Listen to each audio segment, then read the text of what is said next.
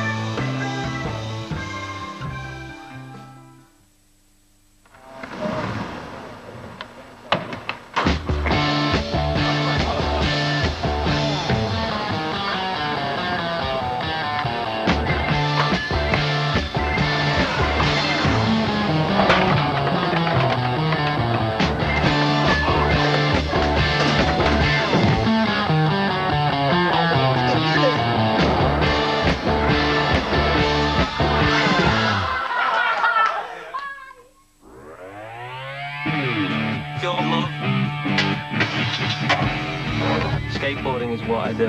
Even when I'm not skating, I'm a skateboarder, you know what I mean? It shows me that I can do something with my life. You have to think about what you're doing, not what's gonna happen.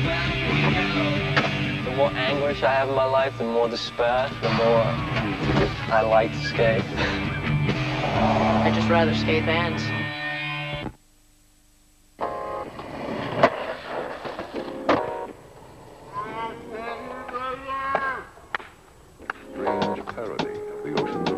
What really got me into skating, I think, terrible to say, but it was the Police Academy 4 movie.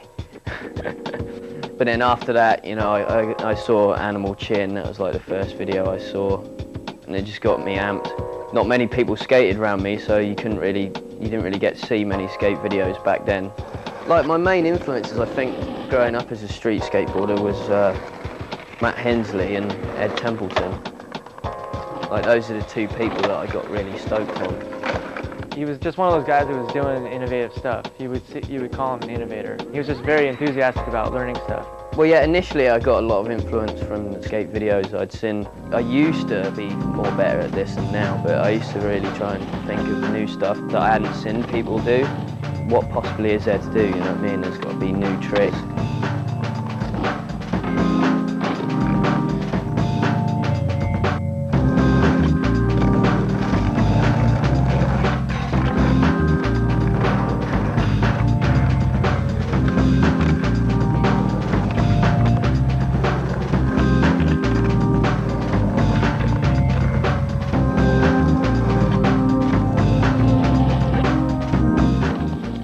In 1988, Alex's talent soon earned him coverage in England's Rad magazine. It also caught the attention of Deathbox skateboard owner Jeremy Fox. Jeremy Fox called the shop and he asked to speak to me. He was like, "Do you want to ride for our team?" sort of thing, Deathbox Skateboards. And I'm like, why me? It's like, well, I just seen the Rad magazine, I'm kind of stoked on what I've seen, you know, we'd just sort of try you out and see how it goes from there. And that was it. A week later, his skateboards were turning up at my house, and Dad's like, "Where the hell did you get all the money for this?" You know, and I'm just like, I don't know, I guess I'm sponsored now. Deathbox was an English company that had the teapot logo. You know, you wouldn't see it over here in the States too much, but when you go over there, there was a big presence. Deathbox, there was like, they had good vert pros, and they had the new upcoming street guys.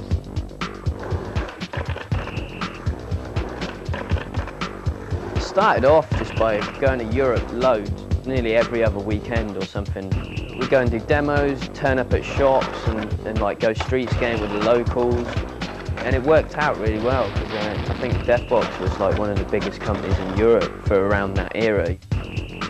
As street skating gained popularity in England, the Deathbox team added Jeff Rowley and Tom Penny.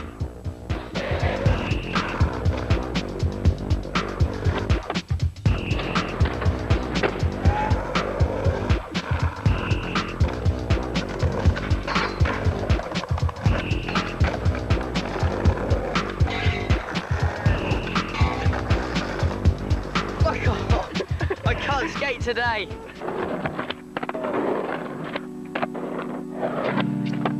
You remember when all like the mental pressure flips came in and stuff like that? Suddenly skateboarding was just, I don't know, getting lame around that time, especially in England anyway. It was a weird point in skateboarding where everyone got small wheels, fucking baggy massive pants, and had bad attitudes. And Alex wasn't into that, from what I saw. Like that, I think that's why he just mellowed out and did what he wanted to do. And I just fizzled out for a few years. You know, I did my own things, started working on some music and DJing and stuff like that. In a volatile period between 93 and 95, the team decides on a name change from Deathbox to Flip Skateboards. The new company eventually relocates to Huntington Beach, California, while Alex would stay behind in England pursuing his music interests. As the Flip team established itself in its new home, once again Jeremy Fox would call on his old friend. Jeremy called me up and he asked me if I'd like to come out for a couple of weeks, see what it's like over here. And I mean, I'd never been to America and I was just like, wow, this could be a chance in a lifetime for me, sort of thing. I ended up staying for about 11 months, I think.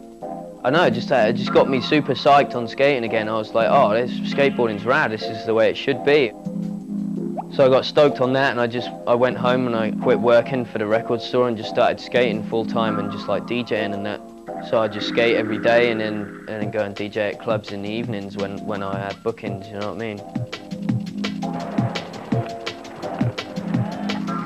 Re-energized and back in England, Alex would complete filming for 2 video parts before heading back to the United States.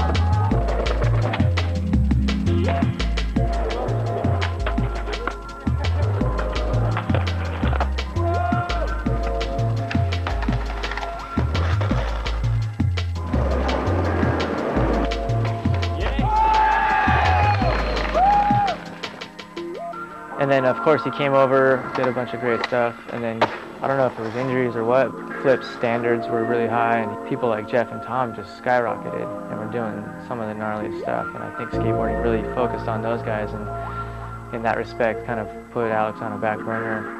Life's not easy. You don't always get to choose exactly what you're going to do when you're going to do it. And sometimes it goes like this and comes backwards and forwards. And then sometimes it meets, and luckily it's right on point for him. I was really like happy to hear that when Santa Cruz offered him a pro spot, because it's just like, the guy does rad stuff. He's been at a really high level of skateboarding for a few different periods of time. He has a really unique bag of tricks. He's got front foot impossibles on lock, and he's got kickflip with 8 shuts, frontside flip. He does everything, and then he'll do like molly flips, you know, nollie big spin heel flips, or switch big spin heel flips. Woolly grinds, which are the switch fakie Smith. He just has a lot of creativity and a lot of style in his skating. Bunch of weird stuff that brings a new, fresh approach to it. I don't know, something, it's exciting, you know?